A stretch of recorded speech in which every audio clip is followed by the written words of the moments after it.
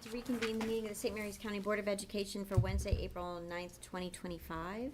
If we could all please stand for the Pledge of Allegiance. I pledge allegiance to the flag of the United States of America and to the republic for which it stands, one nation, under God, indivisible, with liberty and justice for all.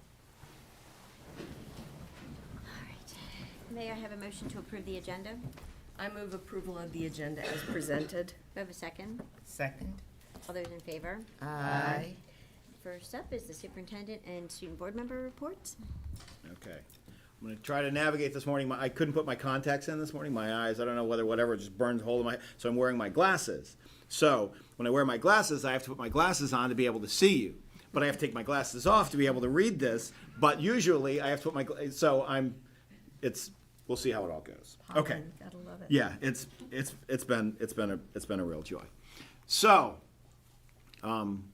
superintendent's update. This time of year there is so much stuff going on, and really good things. So, first, just a little bit of spotlight on our incredible kids. Students from the Criminal Justice Program on March 31st visited Southern Maryland Criminal Justice Academy, received a look at all the stuff that's going on, including demonstrations from the sheriff's office, their SWAT team, the drone unit, the K-9 unit, and then Sheriff Steve Hall, a great supporter of public education, understands that investing in children is the very best way to make his job ultimately a little less, more proactive. Was there, gave a great talk, and they took pictures with everybody. They recognized them. They gave them a presentation of certificates. So again, just thank you very much to the Sheriff's Department and to Steve Hall specifically for really spending the time to talk with kids that are really interested in pursuing a professional career in public peacekeeping. So great stuff. We have a couple of representatives from a group that we gathered last Friday. So we pulled together following the last board meeting where we heard very strongly from our community that the deep investment in our children at the elementary level and exposure to music and the arts and PE and media sciences is incredibly vital and defines what makes St. Mary's County Public Schools such an incredibly special place to work, and also to our parents in the community. The opportunities that their kids are afforded in elementary school lead to their success in middle and high school. So we gathered everybody together to talk about what would work the very best. We gave some general guidelines to start, and then a group worked throughout the entire day. It was a really positive and productive day. So there are some walkaways that came out of that, and we can do a more detailed report later on. The group's convening again after we've kind of digested everything, but the key takeaways, key solutions and takeaways from Friday is that we are going to keep the current 10-day schedule that we have. Instead of going to a 4-day cohort model, we're going to have an A week and a B week. We're going to keep it. We are going to utilize the cohort model for 3rd grade strings and 4th and 5th grade strings and band. We are going to allow 45 minutes per week for 1 4th grade chorus and 1 5th grade chorus class. It will be at the same time each week, and each individual school will determine what works best within their schedule to have that happen, whether it be beginning, middle, or end of the day. Each school will come up with that option as they start building their schedules for next year. Best practices sheet will be put together and shared with all the principals to utilize when scheduling special areas next school year so that we have some real consistency. All of the class rosters and schedules for those cohorted groups will be entered into eSchool, TAC, and HAC. So we will keep attendance. We will know where the kids are. We'll be able to track. The music teachers at the elementary level can teach in any music area, strings, general music, band, or chorus.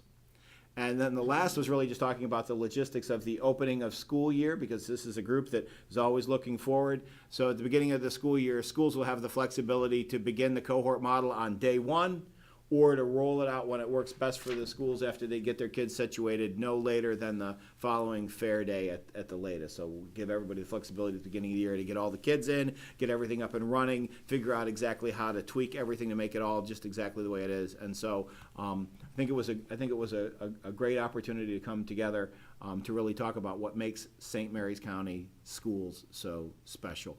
And for all the parents who came out, I couldn't agree with them more that we have some of the most talented people working with our kids.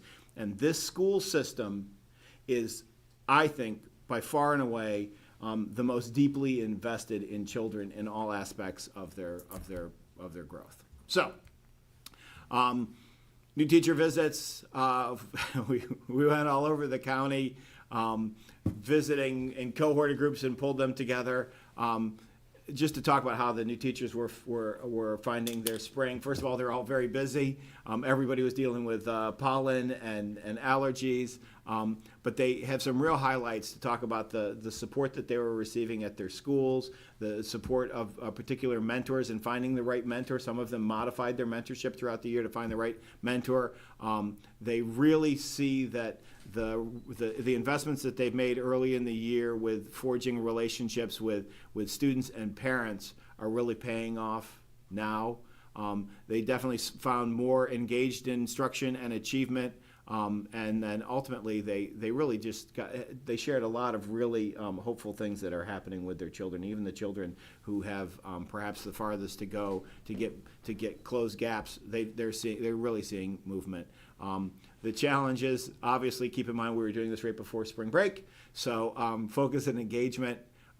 They all talked about the things that are going on in the news and across Facebook and social media and all of that stuff, and that's a real challenge because it's interfering with communication, because they don't know who to listen to at the federal level, at the state level. They're really challenging. And then balancing all the things that are going on in their lives, paperwork and workload and such. But overall, great. We've got a really nice cohort of new teachers that are going to be with us for a very long time. MSD leadership, Kathy Allen and I got to spend the day on April 3rd. The Maryland Department of Education held their second session in leadership training where they're going to teach us how to be better leaders. Just a shout out to to certainly Miss Allen, but also to the principals who took the day to really work together. And in many ways, it's our principals who are educating MSDE about what's really happening in schools and what leadership and the challenges and the things and the decision they're making. It's being led by a consultant group that's they're a very nice consultant group, but it is a consultant group. We have given Mrs. Allen and I gave some very targeted feedback. Absolutely. About the next time we gather, instead of them telling us what they think maybe we could. Which probably the same feedback we gave in December. Well, this was pretty direct, but then talking about the fact that when you gather together in the room, some real leaders who know how to do creative scheduling and can really put that really is what we should be talking about. And then we also reminded them that we already have a career ladder. So there you go. But that happened. It was 5 required. hours worth. It was required. Yes. The Southern Maryland Teacher Summit that we held at the University System of Maryland on Friday. We had over 80 participants, 20 organizations. We had representatives. We had a great kickoff video from Dr. Perman, the Chancellor for the University System of Maryland, talking about how important this is and growing the next group of educational leaders, how we get that inspiration. So we talked about TAM, Educators Rising, 2+2 programs, registered apprenticeships. It was a really productive day. It builds on the work that we did last year, and I think ultimately it's going to culminate in next year. We have an Associates in the Arts of Teaching program, early college program in St. Mary's County Public Schools built off of our TAM. So the kids will go through the Teacher Academy of Maryland, and then they will be able to start an Associates in the Arts of Teaching with the College of Southern Maryland and ultimately abbreviate at least 1, if not 2 years out of the expense of going to colleges and universities. They're going to be able to knock out a lot of that stuff. So great work. Fantastic shout out to Dr. Jeff Marr, who is right in the middle of all of this coordination, as well with Sarah Lorick and Heather Husk and Beverly Dahlstrom pushing in to really make sure that the day was very successful. It's great. If you can gather all those people together, that's people from Charles Calvert, St. Mary's, University System of Maryland, the Maryland State Department of Education, DLL. I mean, it was everybody in the room. Purple Schools. Last year, Duke was recognized. This year, Leonardtown Elementary School and Leonardtown High School are both going to be designated as Purple Schools. When we do the month of the military child, we'll be bringing them forward, and we'll be recognizing them at that board meeting. But congratulations to them. They just got that notice earlier this week. Food Service Gold Star recognition. 25 of our school sites got the Gold Star recognition. They were recognized on Monday, and really, it's that they're absolutely following all the rules and regulations that govern the proper handling of food. But then they also really are building leadership and making sure that everybody understands not only what the rules are, but why the rules are there. So congratulations to all of our food service programming at each one of our school sites. And then ultimately, spotlight on staff. We finally gotten to the point where we can talk about not only each one of the building nominees, but these are the representatives who are the best of the best. They are going to be recognized on Tuesday, May 6th. Let me take it. May 6th at for our big recognition. But for support professionals, Mallory Evans is the front office secretary at Spring Ridge Middle School. She is recognized as the SMCPS Education Support Professional of the Year. Miss Vivian Johnson, contract and fiscal specialist over in the Division of Supporting Services, is recognized as the SMCPS Education Support Professional of the Year for Central Office. Tylita Butler, science, grade 8, Esperanza Middle School, also an incredible coach, also an incredible member of the community, also an incredible mentor to staff and students. She is an absolute powerhouse. She is our St. Mary's County, Maryland Teacher of the Year, and will go forward to have her name included in consideration for the Maryland State Teacher of the Year. We haven't had a finalist in well over a decade or so. I cannot imagine how there is going to be another educator who can hold a candle to the things that Ms. Butler has done for the community, and for her school, and for her students, and for her colleagues. So we're very, very excited about that. Mr. Hunter Martin is the band fine arts director at Leonardtown High School. He is the St. Mary's County Washington Post Teacher of the Year. Again, state level leading, national level leading, fantastic interactions with kids, and more importantly, he really brings out that joy and enthusiasm. So if you wonder what happens to a child who starts playing the clarinet in 4th grade, they end up with Hunter Martin on the state stage or the national stage performing, and they are just exceptional. So he is our Washington Post Teacher of the Year.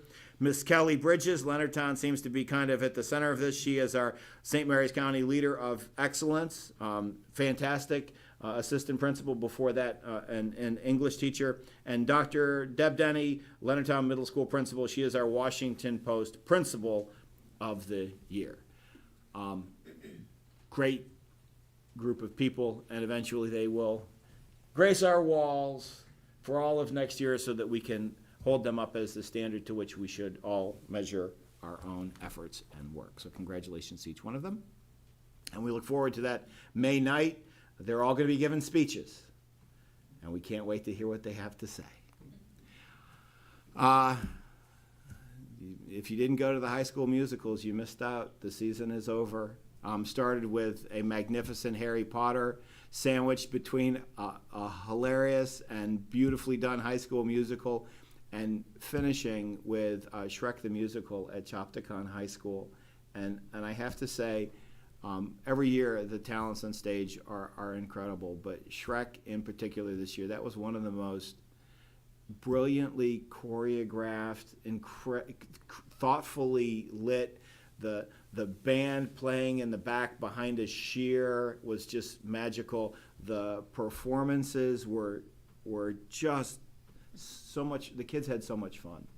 It was beautiful, and the vocal talents of all the children, but certainly at Shrek. I mean, it was amazing. So.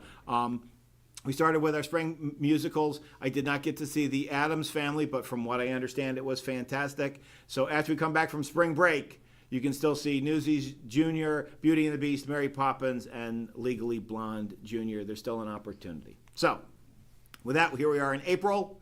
Oh, we're so close. We're so close. This Southern Maryland College Fair is tomorrow. Friday is an early dismissal. And then please, everybody, go enjoy spring break. Recharge, refresh, reacquaint. If you're a senior, start thinking about all the things that come when we come back, so that we have a great finish of the school year. But here we are when we roll back, because it's a later spring break. April will be over in a blink of the eye, and May is always just a blur. So again, College Fair is tomorrow, Thursday, April 10th, throughout the day. We will have our students being transported from the schools during the day, but then the evening session from 4 to 7 is open to the general public. We also see people from the private schools in St. Mary's, as well as I think people come over from Calvert. So it'll be a great day, a lot of opportunity. Please, if you have a junior or a senior, a great opportunity for you to talk about what happens next. So with that, I turn it over to our senior student member of the board, Ms. Hannah Heisler. Hi everyone, good morning. So for my school visits, I have completed 19 out of 19 elementary schools, so very impressive. And then starting next month, I'll also be highlighting each of our 3 public high schools and what their student governments are doing. So each student government will create a slide and send that to me, and then I will forward that over to the board so that everybody can know not only what the elementary schools are up to, but also what the high schools are up to. So that should be very exciting to see at the coming meeting. And then for the Superintendent Student Leadership Council, we are avidly planning for our April General Assembly, which will happen when we get back from spring break. And then we're working on our recruitment for students for the Superintendent Student Leadership Steering Committee next year. So very exciting things looking ahead for that as well. And then for the Maryland Association of Student Councils, I will be attending the May 17th Executive Board meeting, where I'm going to get ice cream with all of the Maryland student member of the boards for the last time before we all go to college. So that will be very exciting. That picture on the right is all me with all of the student member of the boards in Maryland. Well, not all of them, but most of them are there. And then for the St. Mary's Association of Student Councils, we're just holding a few of our final executive board meetings. One will actually be tomorrow. And then we're hoping to appoint our appointed staff next year. Our appointments will come in the summer, but we are seeking appointed staff applications from middle and high schoolers who are looking to get more leadership experience. And then linked on the slide is the appointed positions application packet, but you can also just find that on the website. So just Google SMASC, and then it should come up. It's a Google site, St. Mary's Association of Student Councils, but we are selecting our applications, and then we will be interviewing them, and then appointing our physicians for the executive board, so that will be very exciting. And then for me personally, I will be attending Williams College Previews this Thursday and Friday, so I'm leaving after school today, and I'm very excited for that. Oh my God, and congratulations. That is an amazing college. That is an amazing accomplishment. Very nice. So on's our report. Okay. Let's see, we have no recognitions, public hearing, public comment. Yes, ma'am, we have 4. Okay. Beginning with April Walker. Okay. Come up, I have to read my statement. We welcome public input on policies and issues affecting our schools. We take this time to listen and consider, but not comment. This is not the appropriate forum for negative comments or criticisms of individual staffers. So mind the board also sits as an appellate body in both student and employee appeals. We cannot comment on or have prior knowledge of a case that could influence our ability to deliberate. Let's see, speakers must sign in. You've already done that. Public comment is limited to 3 minutes per speaker. You may not yield your time. Kim will keep the timer, and if you have comments, you can give to her to put in our minutes. Okay. right. Good morning. I am April Wathen, Media Specialist at Letty Marshall Dent Elementary School. After the last Board of Education meeting, I wanted to come back and share just a little bit more with each of you. On behalf of all specialists, we want to say thank you to the Board of Education and the leaders within St. Mary's County Public Schools for hearing the public comment. Our St. Mary's Public Schools leadership team responded in such a way that allowed experienced voices to be at the table as part of a think tank. We are certain we can continue to work together to create something that meets the standards for classroom instruction and benefits all stakeholders. Specific to the media program, I can tell you without a doubt that the proposed schedule that Dr. Smith referenced at the start of this meeting was a product of many experienced educators and educational leaders actively engaging for hours last Friday. And it will allow media specialists to focus not only on the quality of teaching and collaboration with staff, but also the flexibility to fulfill our jobs to fidelity. We appreciate the teamwork that we were afforded in this process, and we look forward to seeing it through. My colleagues Brian Smith and Kate Holm will share more, but I just wanted to say thank you. The next speaker is Brian Smith. Good morning. My name is Brian Smith, Music Specialist at George Washington Carver Elementary School. I'm happy to come and share my support for the Elementary Special Areas Scheduling Compromise. This new plan has many positives that will best serve all of our elementary students in music and other content areas. I envision that the positives will directly support the needs of my students at Carver. A highlight of the compromise was allowing chorus to be the only pullout once per week for 4th and 5th grade. This specific solution will allow for a child to select band or orchestra as their special area cohort and chorus if they are interested in doing both. This will be a huge benefit to our musically motivated students. Based on previous professional experiences, I anticipate more students and families being able and comfortable to enroll in band and orchestra because students enrolled in these groups will no longer be pulled out of other content areas. We also discussed innovative approaches to best maximize our current staffing model to ensure students will receive highly effective instruction in all special area contents. I'd like to thank Dr. Smith, Dr. Beavers, Dr. Farrell, and Mrs. Bachner for facilitating and organizing the think tank with educators and building leadership last week.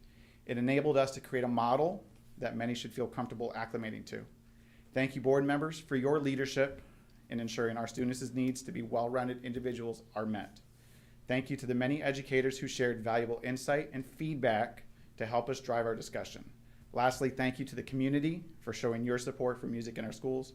The strength of SMCPS is when we all of us, administrators, community members, and educators, come together to find ways of solving complicated challenges for the benefit of our most invaluable resource in St. Mary's County, our children. Thank you.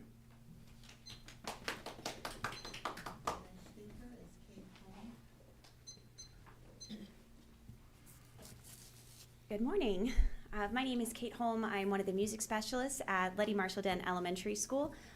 Like Ms. Wathen and Mr. Smith, I had the pleasure of serving on the Elementary Special Scheduling Committee that met last week. As we all know, last month, special areas teachers were asked to provide feedback on the proposal of a 4-day specials rotation, and I would like everyone to know that that feedback from specialists played such a large role in the committee's work, and it was referenced throughout our day together. I know that was a major concern, so I'm happy to report that feedback was very valuable. Compromises were made to ensure that we continue to provide high-quality instruction in all academic areas while meeting the new scheduling requirements for reducing pull-out classes. Band and string classes will lose 1 day of instruction every 2 weeks, but chorus will remain a pull-out to allow students to further their musical experiences.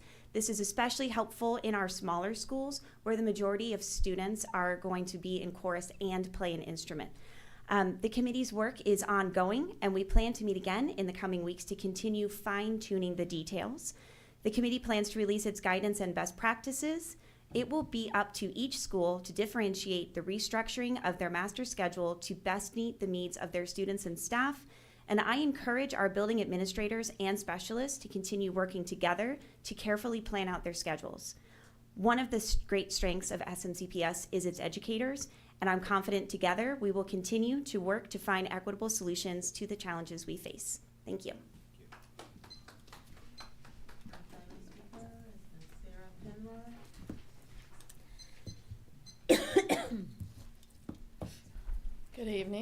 or morning. What is it? I don't know. Good morning. Come on. That's how life is going right now. My name is Sarah Penrod. I'm president of the Education Association of St. Mary's County. Now that is the union, for those who somehow don't know that yet. And a union is a group of workers that join together to use their strength to fight for what they deserve in the workplace. Now, as union president, I am the elected voice of 1,400 members. I don't have authority in the association other than I have to make some tough decisions sometimes. But my 1,400 members are my boss. I do the will of my members. My job is not to lead a pack of 1,400 people behind me. My job is to empower my members to find their strength to lead themselves and be but a guide on the side. And that is exactly what happened a couple of weeks ago with our specialists here who did a really great job. They asked us some questions, we offered them some advice, and they organized themselves. They reached out to the community and they brought the community together with them. I didn't do that. They did, and that should terrify our elected officials because there is nothing stronger than when a community joins together to make change, led not by the union president, by a bunch of pissed off moms. That's what's going to happen on April 22nd. The community is gathering together. We will be at the commissioner's hearing, and we will let them know that not funding the schools is unacceptable. Now, my job here tonight is not just to announce April 22nd. You all knew we were going to be there anyway. But I'm here to deliver a message from my members. They are tired. They are exhausted. They are sick of the education system being built on free labor. Now, we all come into this profession to make a change, and we have existed since the dawn of education time to do what we have to do to make sure we deliver a quality education to our students. And we are tired of community, of our commissioners, of all legislators at every level, from here to the state to the federal government, which has dismantled our Department of Education. We are tired of not being recognized for the work that we do. And our members are ready to reestablish that boundary between their work and their personal life. I cannot hold them back much longer. I don't want to. They're not going to stop. That change is coming. And that is what I'm here, to not deliver a threat, but to warn you, as the Board of Education, that soon you will see that our members are not going to be delivering their free labor any longer. Thank you. Okay, thank you. May I have a motion to approve the consent agenda? Today's consent agenda consists of the approval of minutes of March 26, 2025, personnel teachers, personnel administrative and supervisory, and Sourcewell contract 121923, CDW, Department of Information Technology. With that, I move approval of the consent agenda as presented. Do I have a second? Second. All those in favor? Aye. Opposed? The motion is carried. We do not have any action items. We have 4 informational items this morning. First one is Dr. Hall and Ms. Woodley. So, can we get either the TV turned on here, or can we move the lectern so we can see that one? I'll take that one up. Yeah, one of the two, because it's blocking the bottom half of the screen.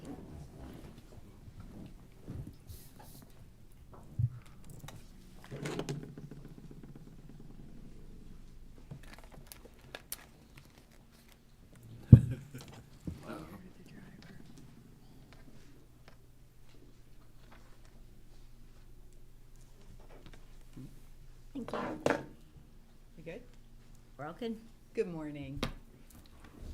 Mrs. Woodley and I are very happy to be here because this week is the Week of the Young Child.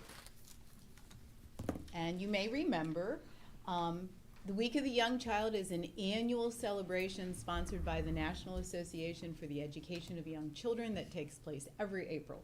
And the purpose and the intent is to raise awareness about early childhood education and the importance of supporting young children and their families. So we are really proud to show you this video that highlights our adorable pre-kindergarten students and some other early childhood students. We want to thank Strategic Planning, particularly Mary Ann Williams, and some of the photos and the voiceover, our very own tech centers. So here we go. Here comes the video. St. Mary's County Public Schools celebrates the Week of the Young Child. SNCBS recognizes the importance and value of early childhood education. In pre-kindergarten, students start developing important skills and learn about various subjects in a welcoming and developmentally appropriate environment. Language and literacy skills are practiced with reading, writing, listening, and speaking. Mathematics is taught through hands-on learning. Science is taught by experimenting. Social studies teaches students about our world. Students learn the basics of health and how to keep a safe environment. Developing relationships with both teachers and peers helps build social foundations.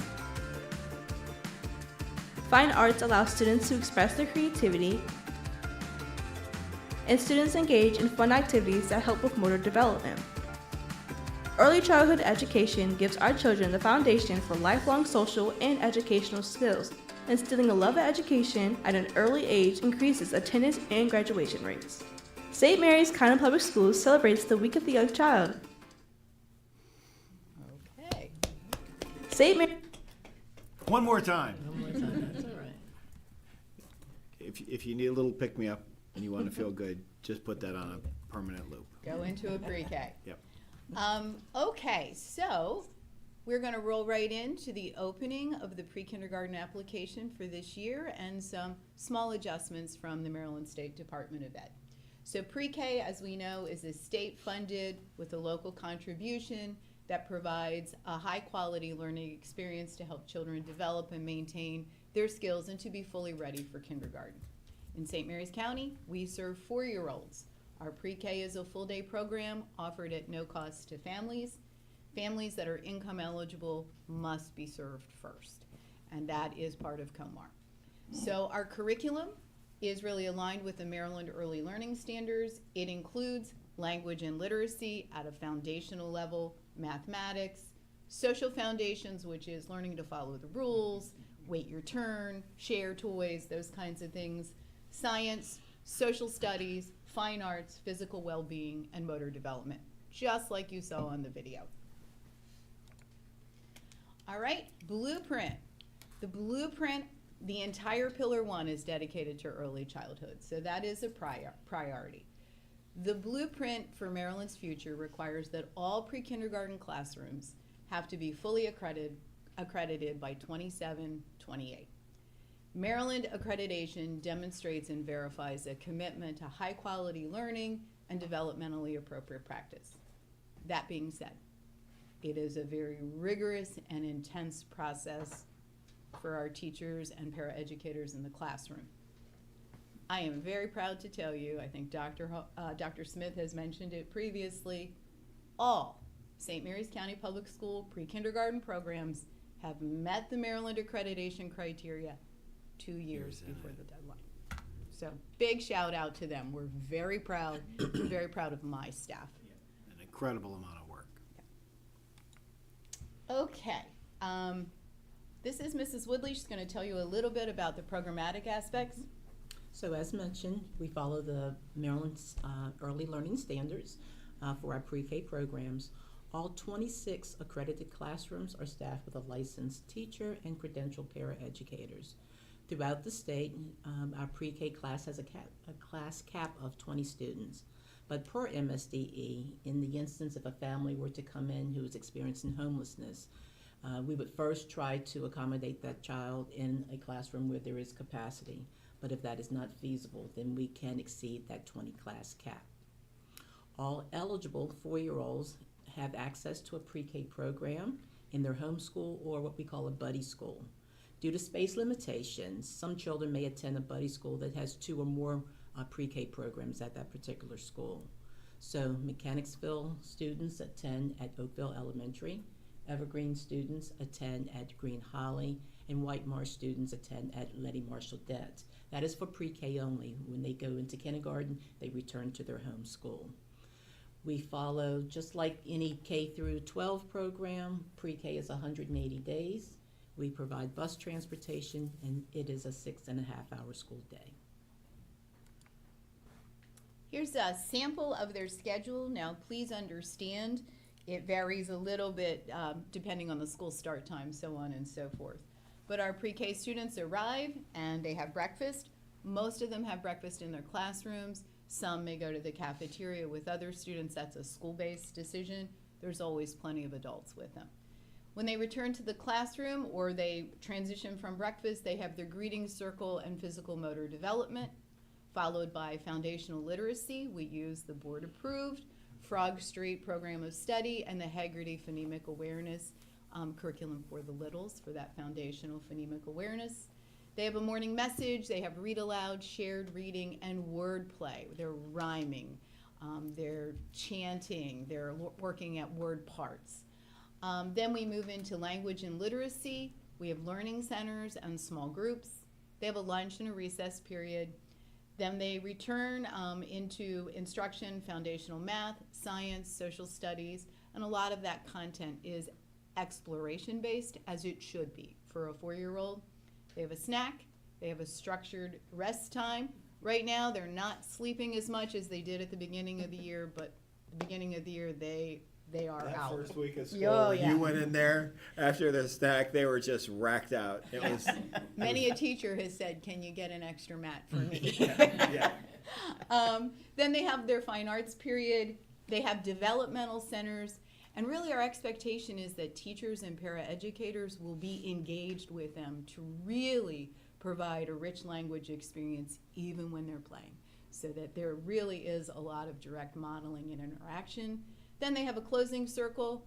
They get back on the bus and they go home. All right. Mrs. Woodley will talk about eligibility. Yeah, so eligibility and requirements is the same across the state. A child must be 4 years old on or before September 1st of 2025. With that exception, and I say with that exception, that means they have a birth date between September 2nd, 2020, September 1st, 2021. We cannot go outside of that window. The family must reside in St. Mary's County, and then an eligible family has an annual income at or below 300% of the federal poverty level. For 2025 and 26 only, students who have a verified disability and or are from a family where English is the second language, we would identify them as multilingual learners. Their income can go up to 600%. Those families would also be included and taken into the program. It's very important to note that regardless of if a child comes in through the IEP process or is applying for pre-K for the first time, income verification is required of everyone before acceptance. Here we see on the left-hand side with the magnifying glass what we do to screen a pre-K application. All families have to apply with the 2025-26 application, of course. Proof of birth, proof of residency, and income eligibility. Those are the 4 documents that we are looking at to say whether a family is eligible or not. Once that determination is made, what you see on the right-hand side is what a school would then go to actually fully enroll that child into pre-K. There's registration forms, home language survey, photo IDs, medical information, etc. All of that would be necessary for registration. So, the question of the day, when is the application going live? So, I'm looking at my watch, I've got a couple more hours here. 12 o'clock today, 12 o'clock noon, the application will go live so families can begin to apply. This is the most efficient way to use the online application simply because they can use several different types of devices. It works very well even on a smartphone. The application goes directly to the school where the child is applying, and then it's also seen by our early childhood team. And then there's a unique number so that if there's communications going back and forth, we have a number that we use instead of using people's personal identifiable information. So we want to make sure things are secure. We do also have available a paper application both in English and Spanish if a family's not able to access the online application. Okay, so poverty guidance. During a state board meeting on January 28th, there was a presentation about the pre-kindergarten program in Pillar 1. MSDE directed local education agencies to use the federal poverty level from the previous school year. So even though we're going into 25-26, we will be using the 24 federal poverty. So we're going to draw your attention to it. Here it is. You've seen it before because we used it last year. But if you look on the left, you see the family size. You go right to the blue column, 300%. That's where the vast majority of our students are going to fall up to that 300%. If you have an IEP or if you are multilingual as verified on the home language survey, we can take you up to 600%. So next, go ahead. So this chart here is just another way of looking at those families who will be income eligible and those who will be placed on the wait list. The blue, as we've talked about before, are those families who are considered Tier 1. A family experiencing homelessness, income up to 300%, family income up to 300%. A child with an IEP or is multilingual up to 600% would be taken in as a Tier 1 students. Those families who are over that threshold of 300% would be Tier 2 or Tier 3. Those families go on a wait list. Everyone is notified. Again, the application opens today, so we'll start to be looking at application. We won't be approving anything today, but by mid-May, the schools and our office will be ready to go ahead and notify families of their tier status. If a child has an IEP, we work very closely with the special education team because they determine the least restricted environment for a child there. One more thing. After October 1, those families on the wait list, even though they will be notified that they're on the wait list, when there is space available, we will start to also look at those families to see if we can place any of those children where there's capacity. Okay. This is something we want to draw your attention to. Last year we used a federal poverty calculator, but we requested to MSDE, would be great if we could get a calculator that every district could use. They have provided it. We're going to walk you through it. It's actually really good. So it's interactive. It's going to show you the tier level. So if you're Tier 1 and eligible, if you're Tier 2 over income, if you're Tier 3.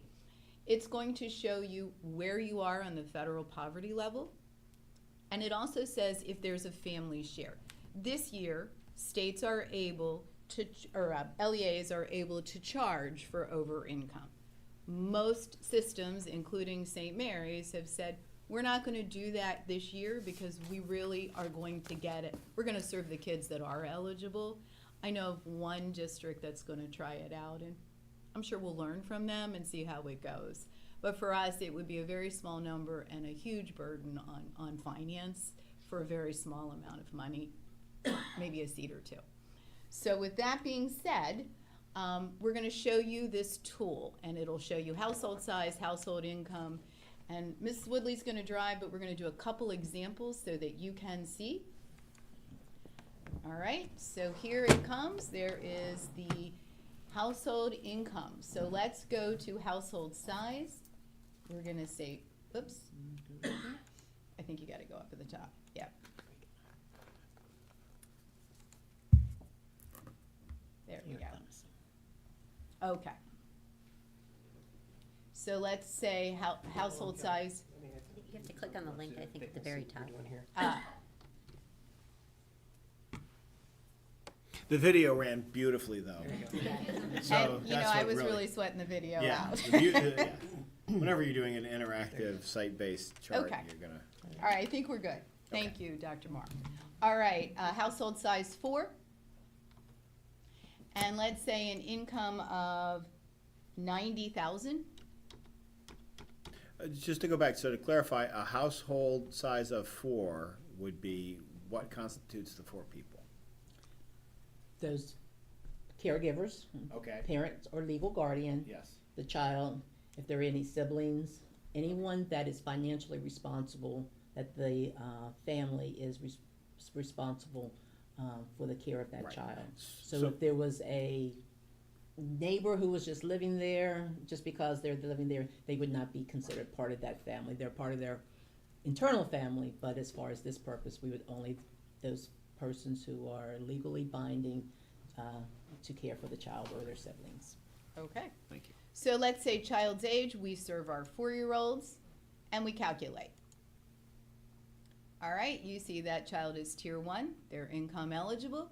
Family share 0, we're not really worrying about this year. But if you scroll down, you can see they are at 288% of the federal poverty level. And if you look further, you can see the graph. So it's very transparent. Parents are going to be able to see this online and plug it in themselves. So there's no secret, everybody sees the same thing. All right, let's try one more, or let's do another example. Let's go to a family of 5. Let's do 120,000 and a 4-year-old. All right, calculate. Okay, you can see that family is over income. They're to tier 2, so they're going to be wait list. But let's try this. Let's reset it, Miss Woodley. Let's take that same family of 5, 120,000, 4-year-old. And let's check child with a disability.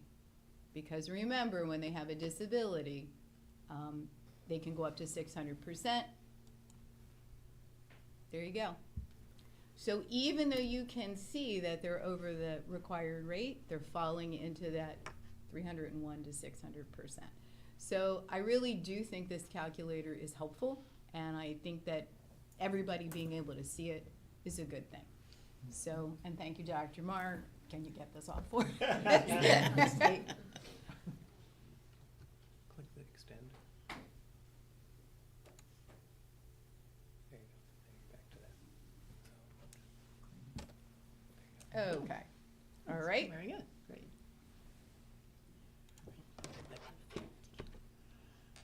All right. Nope, we didn't do it, Dr. Hall. It went too far. We'll do it together. Start. I really worried about the movie. Give me 1 second. Let me load it back up. Well, it's definitely important to demonstrate how easy and straightforward the calculator is. So more often than not, you have people that ask questions about whether or not they're income eligible and how to size their family, and that Right. one click of the button and you know exactly where Right, you are. right. And we can walk people through right on the phone. And if we can get to, keep going. Well, while we're waiting, the paper applications, are they in every school? I mean, I know Yes, probably ma'am. won't, okay. Yeah, they will go into every school, they'll go into places that people frequent, pediatricians' offices, the library, social services, so there'll be hard copies wherever. More people than not, and I think probably it's just since COVID, people have gotten into like an online, they're more comfortable. That is the most efficient way, but we're certainly gonna work with people who don't have access. The paper application is a one-pager, so it's, it's not multiple pages, so it's just a front and back.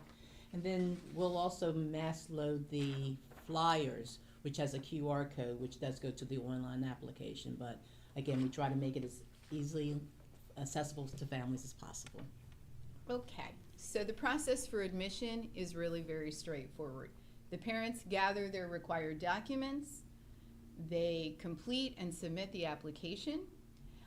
That online application is like shopping online. You can save your cart now, which is great. There is a queue to the system, and Mrs. Woodley will show you that as we finish up. You just have to save your documents. So if you don't have all of them and you need to go back and get the birth certificate out of a safe deposit box, you can keep going and not start over. Then those applications are reviewed by the early childhood team, and then parents are notified of their tier status as quickly as possible. All right, and if they're waitlisted, they're waitlisted. So here we go. We're So- just about at the end. We're just about what we'll see on our website. There's information there already, but again, there will be a very prominent button on the sliding banner, and then in the department where parents can go to apply for pre-K. As Dr. Hall just alluded to, that save button if you need to come back later. The important thing that parents have to do is just make sure they put their email address so that they'll be able to retrieve that. Otherwise, if they submit it and they find out that they should have had some misinformation there or want to include something else, they just call our office and we can update it. Here we just see the timeline that we will use throughout the school year. Again, deadline, it's 12 o'clock today, the application goes live. From today through July is really our heavy period of where we're trying to round up as many eligible pre-K for students as possible. The first day of school for this coming school year is Wednesday, August the 20th. That is the orientation, so parents and children get to come and see their class, meet the teacher on that first day, and then Thursday, August 21st is the first day bus transportation begins. That arrow continues out, and as I said before, after October 1, if we have space, because we do want to run each of our classrooms at capacity, if there's anyone on the wait list that we can bring in, then we will start that after October 1st. Okay. And then finally, our just final commitment from our office to the school system, to the families that we serve. So we want to provide the most accurate and efficient information on a daily basis. We have multiple ways for families to contact us. There's guidance on the website. Mrs. Woodley puts her email right out there, so that will be responded to in a prompt manner. Community outreach, that means we will go into neighborhoods, we will go into the public libraries, we will go into different community centers and kind of round up and explain the process for pre-K. You can call the early childhood team, there's the extension. We also have, with a grant, we were fortunate enough to win an hourly specialist that's going to come in during that high traffic time. And she is really skilled, has been with us for a couple of years. She comes back this time of year, and she's able to speak in English or Spanish if a family needs that. So that's our commitment. 12 o'clock today, and I think it'll go smoother than live action on the PowerPoint. Are there any questions? Anyone? I don't have any questions, but I do want to thank you guys for how transparent everything is and for all the hard work putting it out into the community, because this truly is a great program, and I really hope that all students get the opportunity to apply if they want to. So I thank you guys for your hard work. Thank you, Hannah. Anyone else? Is it a first come, first serve? So if you applied, say in May, and you're eligible, you actually have a spot compared to somebody that at the end of July We are submits? we are How does that compelled work? with COMAR. That's a very good question. We are compelled with COMAR to serve income eligible students. So if somebody comes in and they're over the income, Right. they're going to get a wait list. If somebody comes in and they're within the income, they're going to get placed. But we are obligated to serve those income eligibles. So, if you come in and you're in the income, yes, you're going to get a placement. It's going to be in your home school or a neighboring school. If you're 310%, you probably have a good chance of getting in, but it's going to be after October. So there is a wait for people, and that's just the way the law works. Okay. So if you didn't get a chance to do it until July and you're eligible, you're probably going to be accepted. Okay. If you're eligible, Okay. yes, ma'am. You Okay. You can might, accept you it. might not Okay. be in your home school, you might have to go to a neighboring Neighboring school school. because of it. So it does. It helps you to go ahead Right, and and apply early. right, and that's why we've got this extra support system right now. We're going to run up to July really hard so that we can get as many kids in as possible, because that's good for families. We also have when families are way over income, and that does happen, and we played with the calculator many different ways, and you see people 700% over. We do have a child care locator that we share with them if they need help securing child care, because honestly, if you're that far over, it's very unlikely that you're going to get in. Thank you.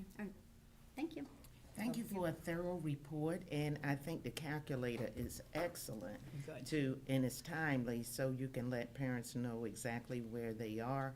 I appreciate that, and the pre-kindergarten program in our school system is excellent. I have visited it over the years, It's adorable. and your department does an excellent job, and the teachers and educators are doing a wonderful job to prepare students. So when they get in first grade, well, kindergarten, they are ready. Thank you. Thank you very much.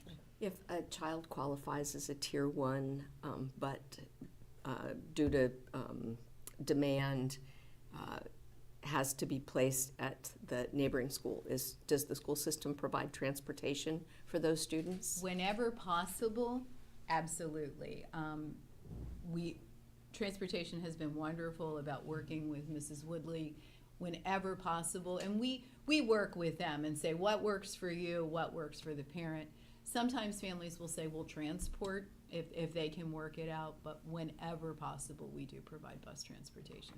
And for those buddy schools, the child would come from their home to their home school, and then we would shuttle them to the buddy school, so that's a guarantee. Okay, thank you. And we're one of the few systems that really does offer that much transportation. You know, the more I've learned in this whole process, the more I'm finding out how fortunate we are. I think it's because we collectively place such high value on the importance of this early education for students. As we have gone to providing pre-K and now full-day pre-K, the success of the students served has been remarkable. And it's that, along with changing the age of entry, I think has made a profound difference in the lives of students, in their achievement, their success in school, and it makes such a difference in their later years. Starting them off right, starting them off well, pays dividends beyond measure. I completely agree as an educator and a mother. Absolutely. Thanks. Okay, thank you. All right, thank you for your time. All right. Noon today. Noon today. Off to the races. And parents, if you're at home and you notice that you have a 4-year-old, I would strongly suggest to take the time and get them registered early and have that all settled. One thing off the plate. Good. All right, Mr. Wysokinski.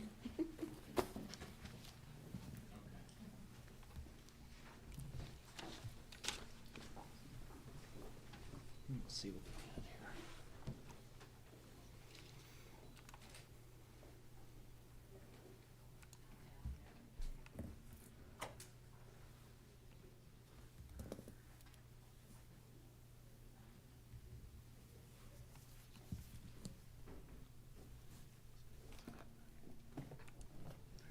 Thank you.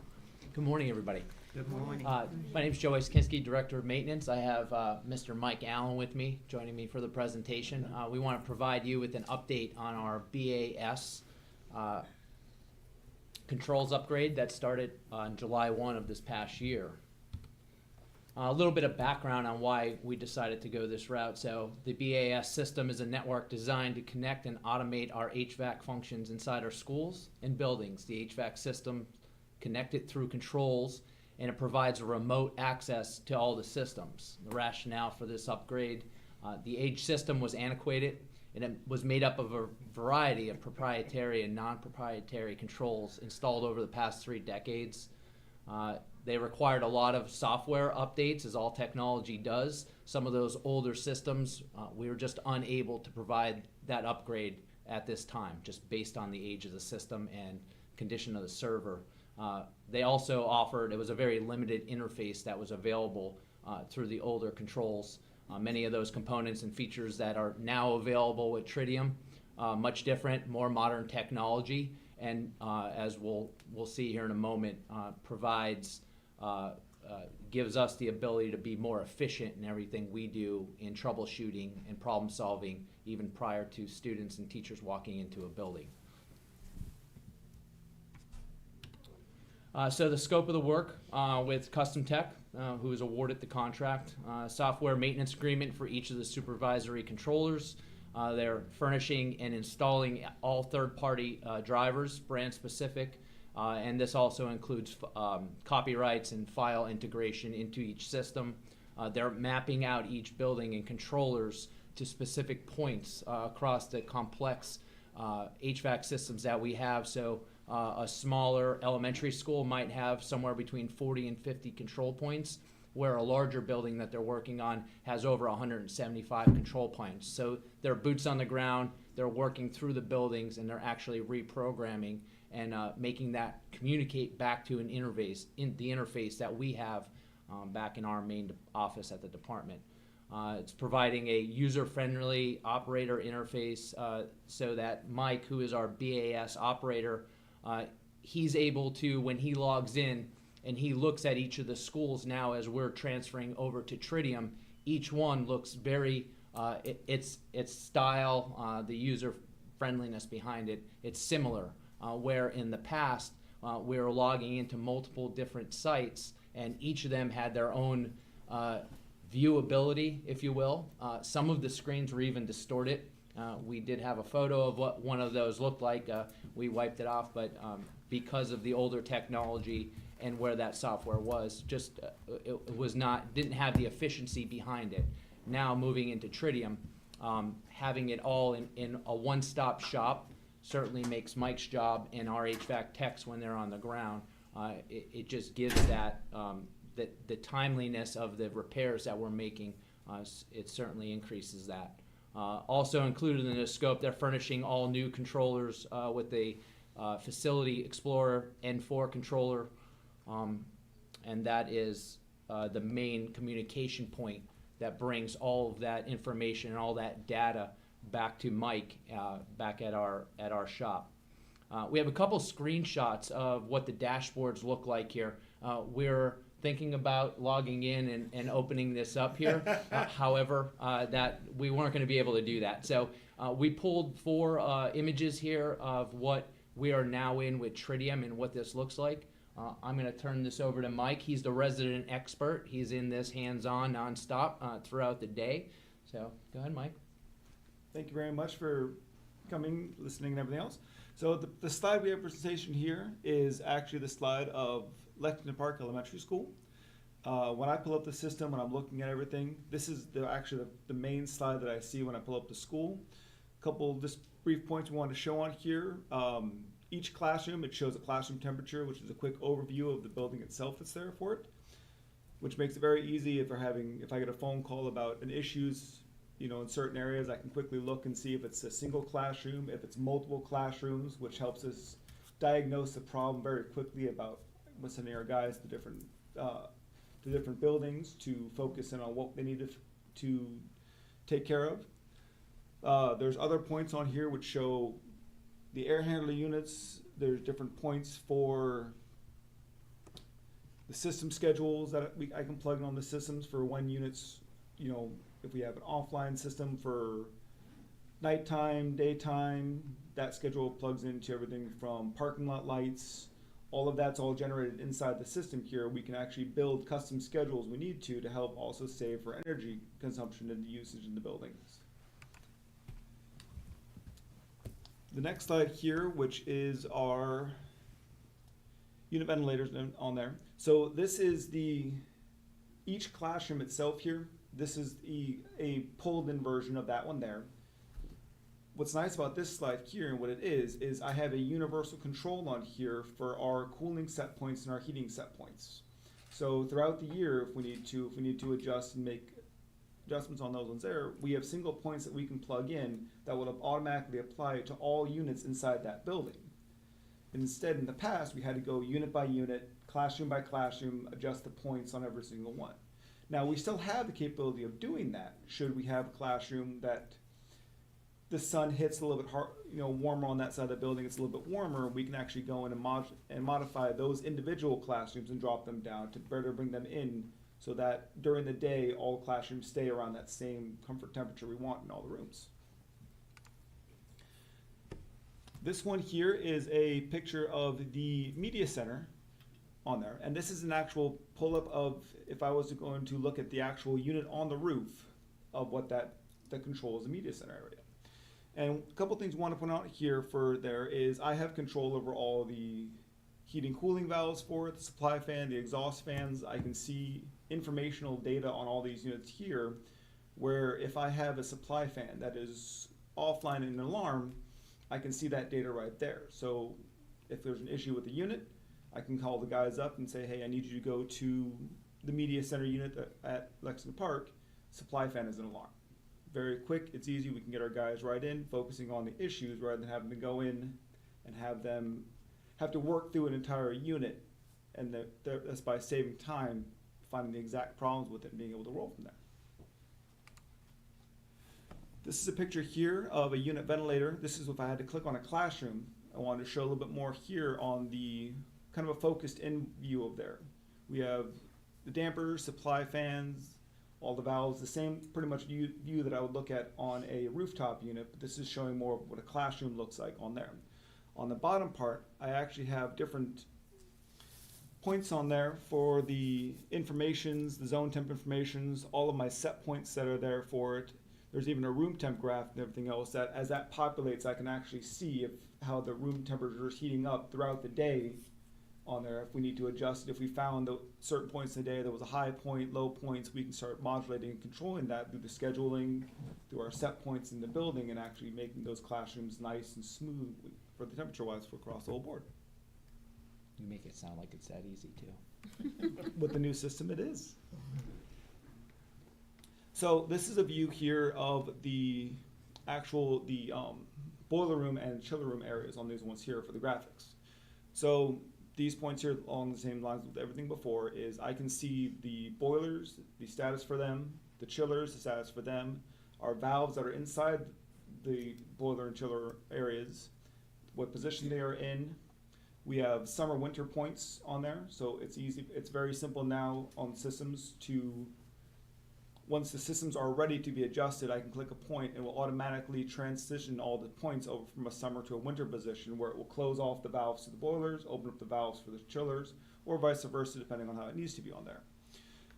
We're also able to locate and monitor set points in the building, the temperatures in the building that's going through the loops, the differential pressure, which is the water running through the building itself there, and modulating that one there to see if we have a pump that may have gone bad on the system, we can notice that pressure drop in the building and very quickly adjust it, see how it is, and go from there on there. So that's just a quick overview of some of the important screens and how Mike can quickly access and move about the system. One of the biggest things is that efficiency and how he works directly with our technicians who are boots on the ground. If you walk into our office, into Mike's office at any time, he'll have two phones going, his cell phone and the desk phone. He'll have me over his shoulder at times, and then just everyone trying to communicate with him all at one time. And the point of that and the beauty of what Mike is now able to do is provide that data right out to the techs who are boots on the ground, standing at a rooftop unit, and giving them what they need to know, and they can get right to a specific control valve or the supply fan or the motor. Mike's able to give them that data immediately, and that obviously increases the downtime that we have in any unit and wherever we're at within the 27 buildings that we're overseeing. So a little bit, where are we now with the process of this contract? Operate our BAS system on that virtual server like we discussed before, and that access of the user friendliness of the interface now, it's established, it's similar across all the schools. The efficiency to monitor, assess, and adjust the components in the complex HVAC systems, whether that's classroom one by one, as Mike mentioned, or to look at an entire building. Mike's on the ground and in the office prior to the start of any school day or any employee walking into a building. He's checking on alarms. He's doing an overview of a building. He's making schedules and making adjustments to each of the buildings and getting a schedule out for our technicians prior to them even walking in and solving problems before the kids and the teachers, the building service managers, are even walking into a building. We're able to efficiently identify and diagnose these HVAC issues in real time, that data that's coming back through the system and to Mike. It enables those technicians to evaluate the key indicators for them. And the leverage of this technology and the capabilities from where we were to where we are now, obviously with all technology, it changes. We're able to now, as we add in different units, as we make upgrades and we move on from this point forward, we'll be able to add in those points into the system and be able to draw them in so they're viewable on this platform. Where on the old platform, that was not the case. We could not go and add in new components and then pull it into the older interface. It just wasn't allowable given that technology when it was designed and set up. So with that, that's a quick overview of where we're at right now with the process. So any questions? Yeah, thank you so much for this piece of technology. It seems like it could really be useful to students, especially when you're going into school and it's a cold day and it's like a swamp inside, or it's cold in the morning and then you get to the end of the day and it's sweaty. So definitely a very useful piece of technology. I was just wondering, so you said that they're already in place. So can we utilize this yet, or is that still forthcoming? Yeah, so it is operating right now. So as we've worked through the systems that we're upgrading right now, we have 14 of them that are at 95%. The last 5% will happen here as we flip from heating season to air conditioning season. The last couple control points have to be programmed in and drawn into the system. We're finalizing the final 4 schools of the contract. We're working through. They're a priority right now. Actually, Spring Ridge is one of those 4, and that was pulled into 95% just yesterday. So that interface is now up and running. So we have prioritized the final 3 facilities that are a part of this contract. And as we work now, as we're monitoring the weather and getting ready to flip over to cooling season, this is where the final touches in the communication will take us up to that 100%. Awesome. Also, I know that you guys mentioned keeping things at a comfortable temperature in classrooms. Is there a sort of range that SMCPS likes to have for temperatures in classrooms? Yeah, so everyone's different. Every employee is different. We do work with a threshold and a baseline of where we are from heating season to cooling season. So Mike is able to control those set points. However, given there's sensors throughout a building and in a classroom and throughout the complex HVAC system, each space is unique, as we all find out. Sometimes even part of the major troubleshooting is that a sensor has failed. So what someone inside of the classroom or in the building might be providing back to Mike, he might be seeing a different number. Sometimes that's the problem. It's a faulty sensor. So each space is unique on how that is set and what's aligned for the temperature in that space. Okay. Also, it says, your presentation discussed how you could save energy utilizing this software. Do you know if you have any data about how much energy we're saving and how that reflects in our budget?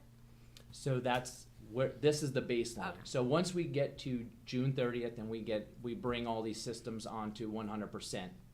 This is going to be a starting point. So at that point, we'll be able to monitor that, adjust set points, times a day when system's running at 100% versus lowering a set point, lowering the heat during unoccupied times of the day, and then bringing those units back up to speed as our occupants start to enter the building. So that's where we're going to go. That's the next chapter of this.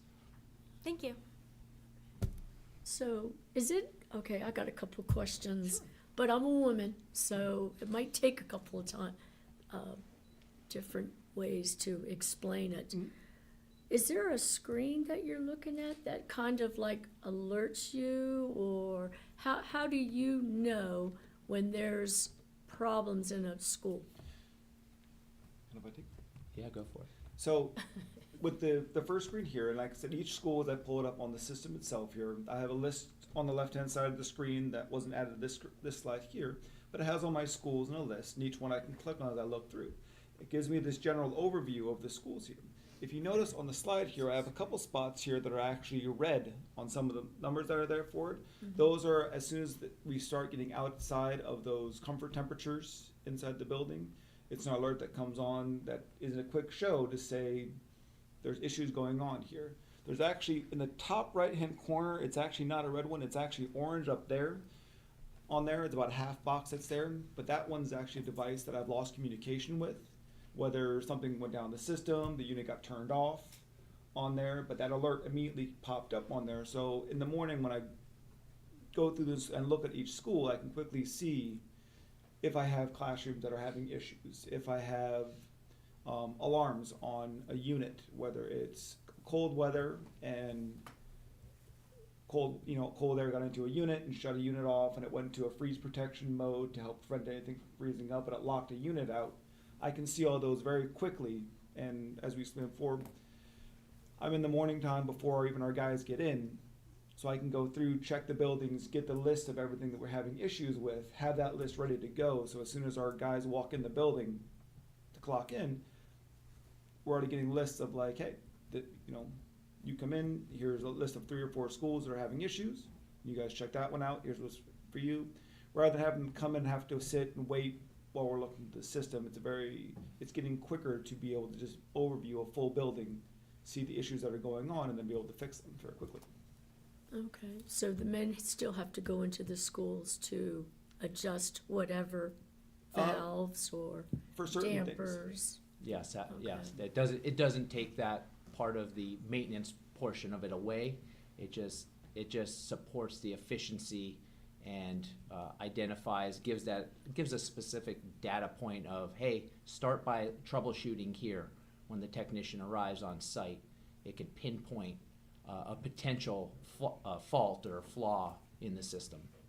Okay, so if just say it's been cold, and then all of a sudden we had 2 hot days, and that second hot day, it's really hot in the school. How long would it take to adjust everything? Because you can put the temperature down a little to cause it so the schools aren't still heating. Right. See, I was in Carver during that little hot spell, and But we haven't we switched. went from Igloo to Bahamas. Well, right, but we haven't switched over yet. That's what he was referring to. Oh, no, So but you there's- can lower the temperature. You can lower of the heater. temperature, but you can't. Okay. You can't. Oh, no, flip I know that. between heat and air But you conditioning can- until How we. long does that take? So Roughly. yeah, so last week on Monday and Tuesday when we had the 80-degree temperatures, we're still in heating You're still in heat. mode right Right, now, right. so we cannot can flip. lower. We're not in cooling season, so we cannot just simply flip over right Oh, away yeah. and add I know. the HVAC, adding the air conditioning to the system and Right. flowing the chilled water through the systems. But I'm talking about. But we're just able lower. to close down control valves so that we're Okay. not pushing hot water through the building. In the Okay. case of the building that you might have been in, Okay. our team would be able to stop the flow of the hot water from the boiler from pushing through the building and then providing more heat into that area and space. Okay, so that's not gonna happen until next year, No. something like that. No. But Because that's we're already not been up to able to be- 100% yet. So No. that issue there, we've been able to already work on and be able to do in the system. So when we had the hot Okay. days in the building, Okay. we already had the boiler system stopped and turned off, knowing that it was a hot day during our heating season. Okay, Opened up outside air dampers on units, tried to pull as much cool air in the morning time as we could. And then as the day went on, the temperature got above set point, closing the outside air dampers to try to keep as much cool air in the building as we can, knowing that the temperature is going to get to a point where our systems aren't able to do any cooling anymore in the building. We try to pull as much as we can early morning on the systems, try to keep our buildings as cool as possible, knowing that it's going to be an 86-degree day in the middle of heating and cooling or the winter season on there for it. So so Carver was probably cooler on Tuesday. yeah, Right. It's Gotcha. it's probably comfortable today. That's Because we're correct. still in Yes. heating season and it's 35 degrees. Oh, So. yeah, that's, But- that's, but that's the- a given. But the big rollover, you can't, so this is, It's- we held off doing the rollover, right, to switch to cooling. And this is the reason why today, because it's 30 degrees outside. Yeah. Yes. But I would imagine that probably by the time we get back from spring break, although the temperatures look like they're remaining low, we will be rolling over into cooling season, and then it will all be about whether the air handlers are working properly and things are moving forward. This is meteorologist time of the year, so Yes. this is what we Can you we look forward prognosticate? to. Yeah. Hey, thank you. No. Yeah, thank you. At least I know how to answer them for next time it happens. Yeah. Mary? Okay. Thank you. You made this very interesting, and I really appreciate it. You have met the board goals of continuous improvement, effective and efficient uses of resources, student achievement, because students learn better in a comfortable environment and teachers can teach in a comfortable environment. And also, it manages the HVAC remotely. You've had this system, I've seen it for years, but it's been upgraded. You can pinpoint the exact location of the problem. It saves energy consumption. You can do a whole school or a classroom and a troubleshoot. And Mr. Allen, you are one-person department. You're monitoring all these schools and buildings as well, watching everything. You are the man at the control center. So thank you for everything that you're doing. Thank you for giving an very good presentations. I think the citizens will enjoy this, and the students. So thank you so much.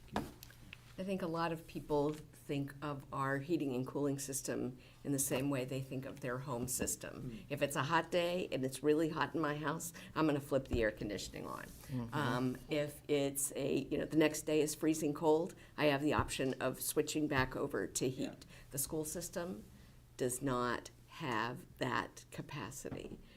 In essence, it's a commercial building. And we don't use the same systems that homeowners have in their own homes. So, and that's always a challenge at this time of year. It's one of the things I hear from students and parents. It was really hot in school today, and and it's hard to concentrate when you're so uncomfortable, whether you're too cold or you're too hot. But what I really appreciate about this is that you are able to see at a glance where there are issues and be very specific about how you approach those issues. And so I think there's a likelihood that there's a much better turnaround in addressing things. So very much appreciate that we have been able to work our way towards standardizing the system and being more effective in how we manage things. So, thank you. Okay, all right, thank you very much. Thank you much. All right, now we have Ms. McCord for budget update. Can I see this one or no? Yes. Yeah. Because it's not in board docs, so I Oh, didn't know you if have- it was confidential. Yeah, it's probably on executive comm. It's not, Oh, okay. we've lost Ms. McCord. Oh, then, there you are, good lord. I looked right past you, I'm like, oh my gosh, where'd she go? Well, if you'd like me to disappear, I could probably go and take a Just- nap. You blend in. Just back to the last for the building automation. So we're not going to be running any more Windows XP, Windows 97, things from the last century. We're all, okay, good. Yeah. Windows 97. Yeah, well, it really has held up for quite a while. I mean, that's amazing.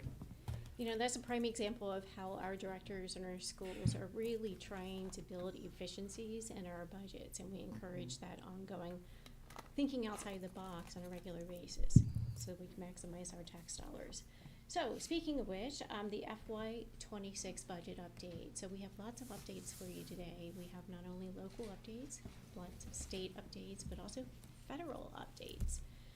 So starting with the federal updates, on March 28th, the U.S. Department of Education notified the state departments of education, to include MSDE, that there would be a rescinding of the approved late liquidation requests associated with pandemic funds.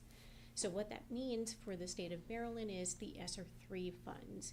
Any school district that submitted a late liquidation request to extend the use of their ESSER 3 fund spend down period beyond September 30th, MSD submitted a request on behalf of the LEAs, and the U.S. Department of Education approved that. Last Friday after 5 o'clock, that was rescinded effective 5 o'clock on Friday. MSDE provided that notification to the superintendents throughout the state late Friday evening, and then a follow-up communication on last Monday morning. Specifically, the local education agencies were strongly encouraged to pause any additional expenditures requiring CRR, SA, and ARP program funds, otherwise known as ESSER 3 to us, since expenses after 5 o'clock on March 28th may not be reimbursed by the U.S. Department of Education. So what that means at the state level is they received in excess of $2 billion statewide in ESSER 3 ARP monies, of which they still had a balance in excess of $103 million unexpended. However, the state did provide a breakdown by LEA, and as you can clearly see, St. Mary's County received $34 million of those funds, and our funds had been fully expended as of September 30th. St. Mary's County Public Schools did not request a late liquidation, as has been our practice. When we receive dollars, we immediately put them to use in our schools on behalf of our students and community. So what this means to us is that although we have fully expended our funds and sought reimbursement from MSD in full for those funds, we don't know the status of MSD receiving full reimbursement on behalf of all of the LEAs, to include St. Mary's County Public Schools.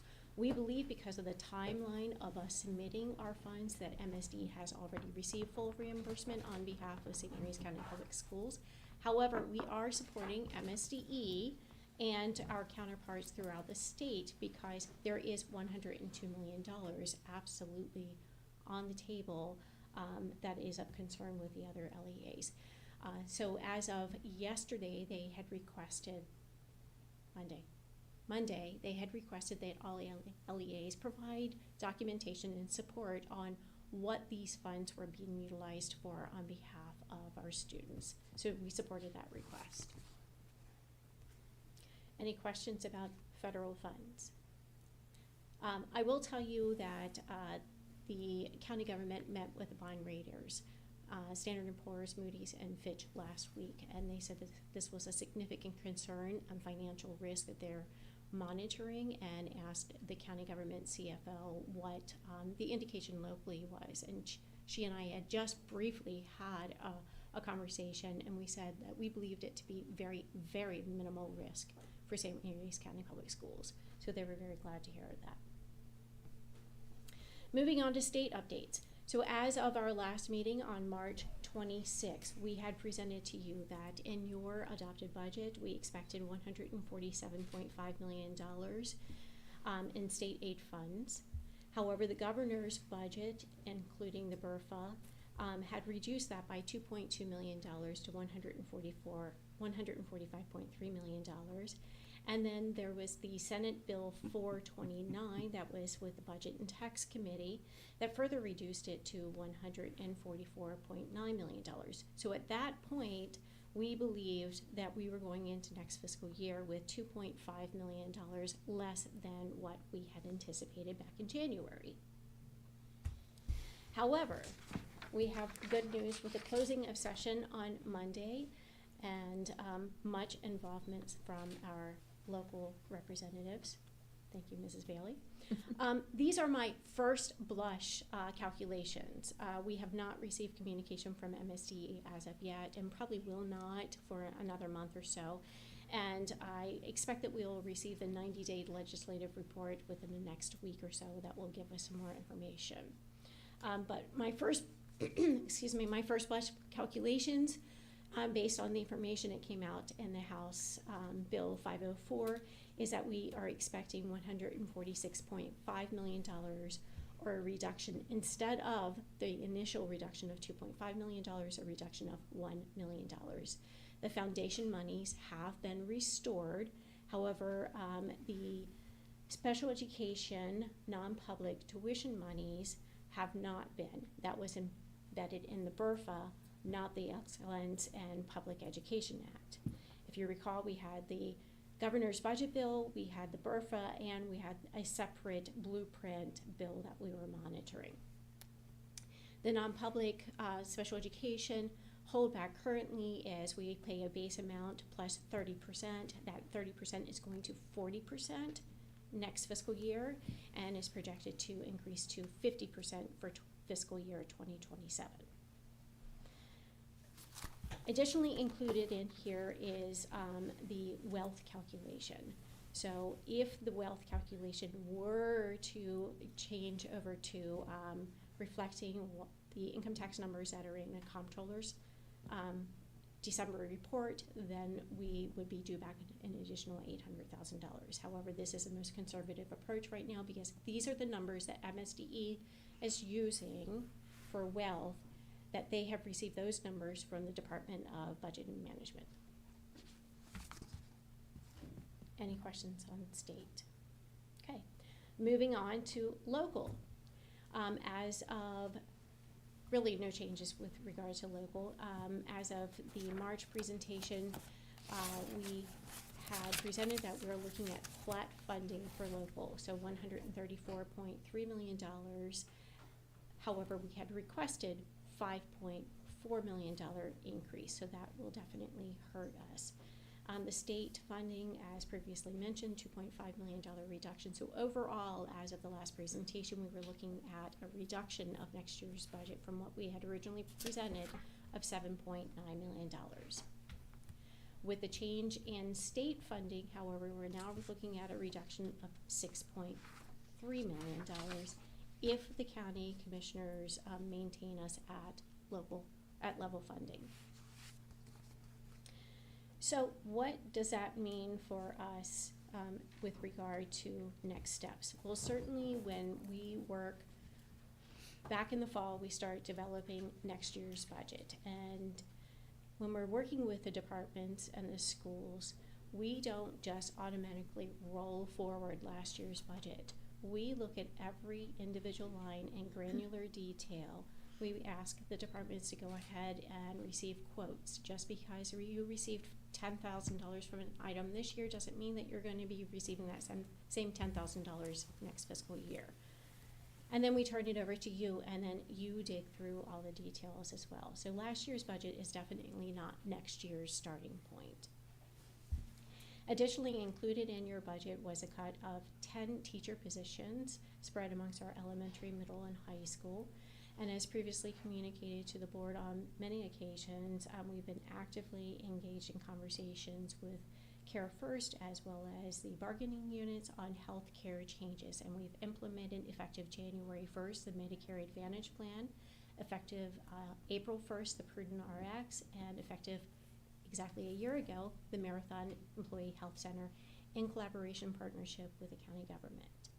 All of those items will result in budgetary savings. In addition, as Mr. Wysokinski and Mr. Allen presented, implementation of the building maintenance automation systems. So we will recognize budgetary savings as a result of increased efficiencies. We need to identify additional budget cuts due to this funding shortfall. They are removing one-on-one technology in kindergarten through first grade, cutting high-level positions. We have cut the assistant superintendent supporting services position, chief of equity engagement and early access, and the chief strategic officer positions in next year's budget. IRTs will be reduced from 1 per elementary school, Title I schools excluded, for a total of 4 FTEs. We are cutting the administrative intern positions, which are 3 FTEs. We are relocating the virtual academy to the Leonardtown campus and closing the virtual academy building and turning that back over to the county government. We have further reductions in relocatables. We've been actively working on that for the past couple of years. And we have moved the environmental education from Elms to Solderly. That totals additional budgetary reductions estimated at $1 million. But we can't stop with FY26, so we're moving forward and looking forward to FY27. What additional strategies do we need to look at going into the future years? So we're going to begin looking at redistricting process for school year 2026 in school year 2026 for school year 2027 to reduce staffing, realign cost of blueprint funding requirements, and potentially combine and close school sites for operational savings. And we'll bring forward that in a budget work session to you at your May 7th meeting. We will need to cut positions to meet the negotiated agreement. 15 FTEs equate to $1 million.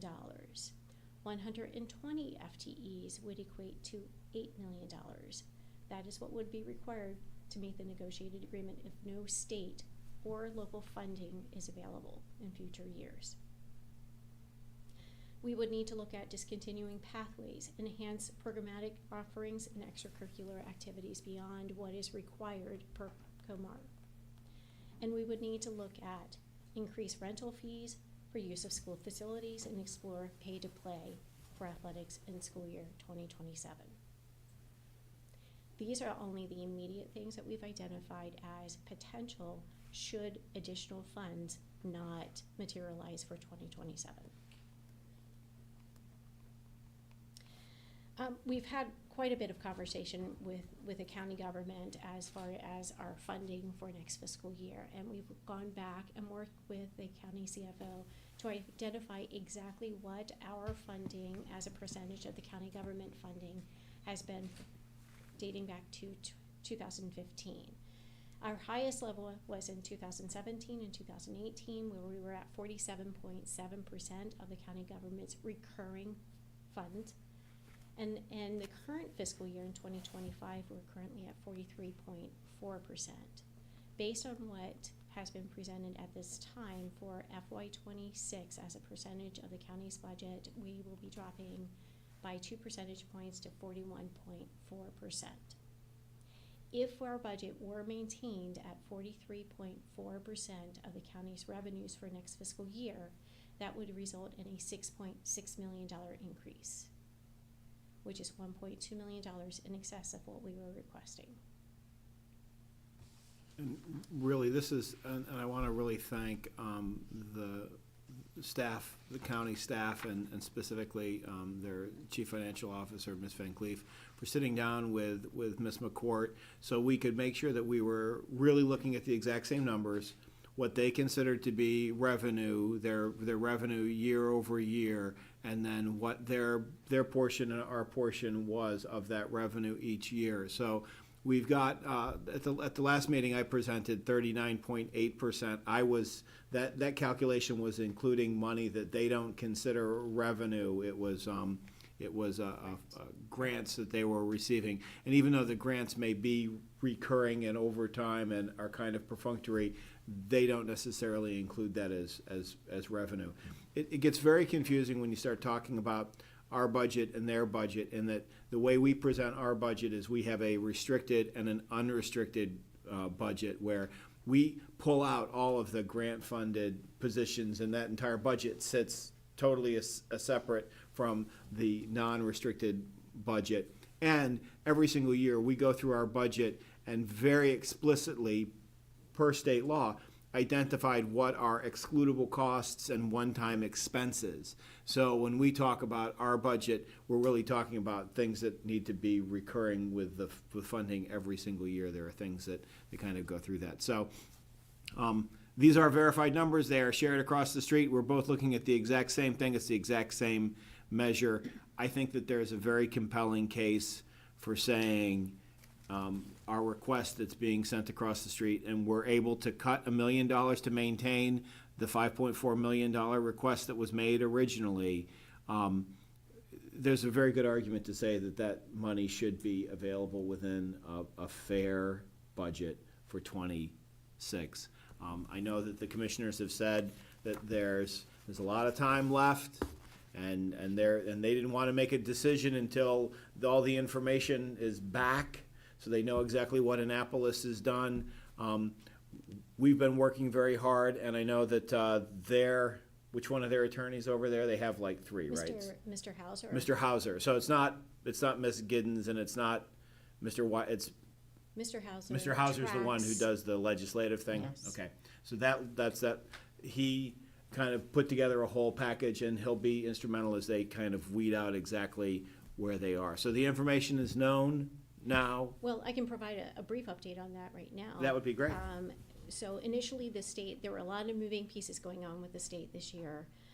It was definitely on steroids as compared to prior years. Initially, there was a planned set aside, whereas the county governments were expected to pick up $3.1 million of the teacher's pension. That was reduced in the final BRFA iteration to 50% of that. So it was $1.5 million. The SSTAT monies would be passed to the county commissioners for pickup, and that was $350,000. So total increases would be $1.9 million being borne by the county commissioners now that were being passed back from the state. On the income tax side, as a result of some of the changes, the original projection was statewide an increase to county government revenues. However, that was not going to be the case for St. Mary's County. Instead, it was going to be a reduction to income tax revenues for St. Mary's of $1.7 million. The final iteration, instead of a $1.7 million reduction, was a $500,000 reduction. And if you recall, the initial plan for the changes in the income tax would be that it would generate the additional monies to locals to cover the pension offset. For St. Mary's, that was not the case. The county commissioners had a $5.1 million reserve in their budget set aside to address the pension passback, the SSTAT passback, as well as the offsetting changes in income tax. That final number that is available now to redistribute is $2,757,000 as of the presentation yesterday from the county CFO in joint conversation with the Mr. Hauser to the county commissioners. All right. As I stated, a lot of moving parts. Great. Any questions? No questions. Thank you for your diligent work, and we'll definitely be advocating in April. So. No questions. Thank you. Mary? None, thank you. Thank you. So the only point that I'm going to make, you go to the slide about the actions for fiscal year 2027. So when the conference committee between the House and the Senate restored the foundation funding, they only restored it for 1 year. 1 year. So after this fiscal year in 2026, it will revert back to what was in the original bill that was passed by the Senate, by B&T, which then was also accepted by the House during the conference committee. So that's why this slide is up here, because that additional money that we were expecting to get in fiscal year 2027 right now is not there. So with the uncertainty with the impact of the federal government on Maryland's finances, they're making plans to go back into the General Assembly in October after the federal year closes. So some of those things could be back on the table, that the cuts wouldn't continue. But as of right now, we've stayed off like the executioner for 1 year. Basically, yeah. And that's why these 4 bullets are up here, because if they do not restore the foundation funding to the levels that we had planned for in the original blueprint back in 2020 when it was passed, then this is what we're gonna have to do to make up for that cut in foundation funding. The largest is this gives us the better part of the summer and the year, to bring back to the governor's office, to legislators, to the Accountability Implementation Board and the Maryland State Department of Education, that $9,200 and some dollars, which is what foundation funding will be pegged at and then held constant for the next 4 years, is enough to educate a child in the state of Maryland. And a ridiculous number. It finally draws all the attention to some of the largest challenges with the blueprint.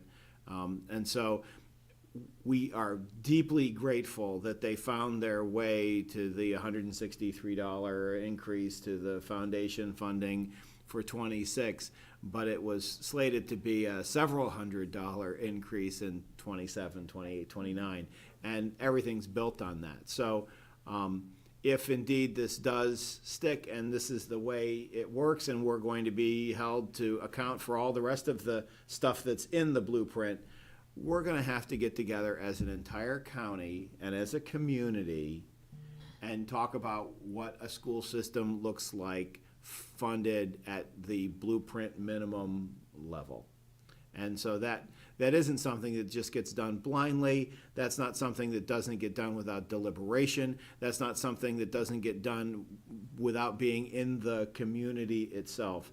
So when we get to May, we're gonna bring back the redistricting committee policy to review it, to make sure that it's up to date, and the regulations, and talk about that process, because this county hasn't gone through a redistricting other than when we were opening a new school or bringing a school back that has been reconstituted to have a higher capacity. We've never been in a position where we'd be talking about drawing down substantial numbers. But that being said, if the county doesn't offer any additional funding and the state doesn't offer any additional funding, how do you maintain your employees and how do you honor your agreements with them year after year?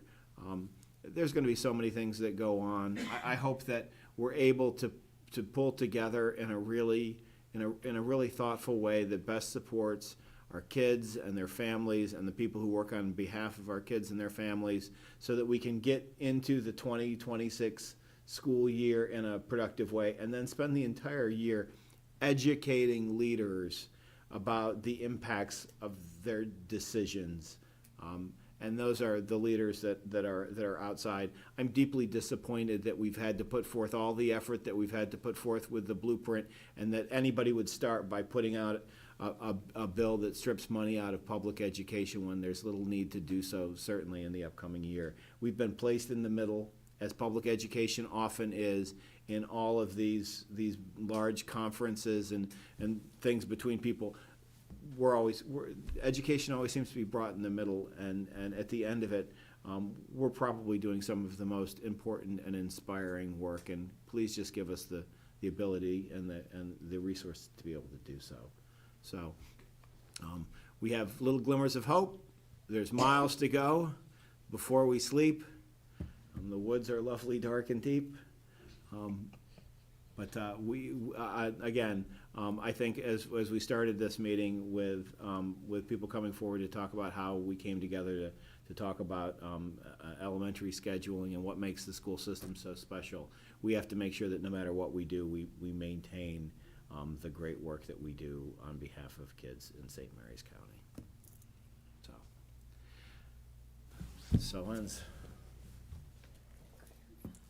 Dr. Smith loves his poems. I'm going to have to I find know. a money poem. I know. No, Stopping it's by the woods on a snowy evening Stop. All right, is March definitely- financial report. It was almost snowy last night, so I really could have frosty. put it up there. It talks about the fact that we all have to trudge forward because we've got responsibilities. We've got things that we have to do. All right, so now we're going to go backwards to current fiscal year. March financial report is in front of you. Our current budget stands at $292.5 million. Year-to-date revenues, $231.6 million, and balance of $60.9 million. We've recognized 79.18% of our revenues year-to-date. About halfway down on the screen, you'll see the handicapped children of $10.1 million. that will be impacted. I apologize, I spoke with the wrong number. The non-public placement tuition, $700,000 budgeted. That is the number that will be impacted next fiscal year with the changes in the legislation. On the expenditure side, we have $96.8 million in encumbrances outstanding, year-to-date encumbrances and expenses of $280.6 million, and available balance of $11.9 million, recognizing 95.9% of our budget. One area of concern continuing to be monitored is special education non-public placement costs. Well, wait a second, is that the one thing that they're changing? That And is the actually one thing putting that more they're costs changing. down to the locals, ultimately then increasing? Yeah, that's great. Any questions? Anyone? I have heard a number of questions in the community about the U.S. Department of Education and other federal agencies clawing back money from current budgets. Can you speak to that, or is that a concern here? So as I mentioned earlier in the budget update presentation, low to minimum risk from the U.S. Department of Education. We've already expended all of our U.S. Department of Education pandemic-related funds. When it comes down to our title funds, we believe that they are safe and sacred at this point in time. We are also receiving U.S.